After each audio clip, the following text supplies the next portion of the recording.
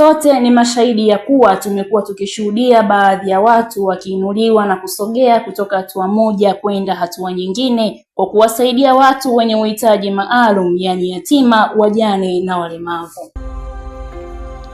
Ndivyo hivyo taasisi ya Fountain Gate Foundation, ambayo ni taasisi isiyo ya kiserikali iliyobeba jukumu la kuwagusa na kuwasaidia wanafunzi wenye uhitaji kwa kuwapatia baadhi ya mahitaji ya kila siku ambayo ni muhimu kuwa nayo, ikiwemo sabuni, mafuta pamoja na dawa ya meno. Lengo ni kuwawezesha watoto hao kupata maarifa pasipo kazia cha kukosa mahitaji hayo ya msingi.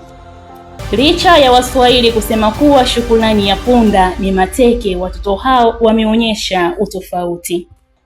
Kama vile mahitaji ya shule, tunapatiwa huduma za malazi, hata pia michezo pia tunapata. Kwa majina naitwa Maxson Ezekiel Maunda, ni mwanafunzi wa kidato cha 4. Mimi ni mnufaika mmojawapo wa taasisi ya Fountain Gate Foundation mwaka 2022. Ningependa kuishukuru taasisi ya Fountain Gate Foundation kwa kuwa inatupatia mahitaji ya msingi tuwapo shuleni kwa ajili ya kujikimu na mahitaji mbalimbali.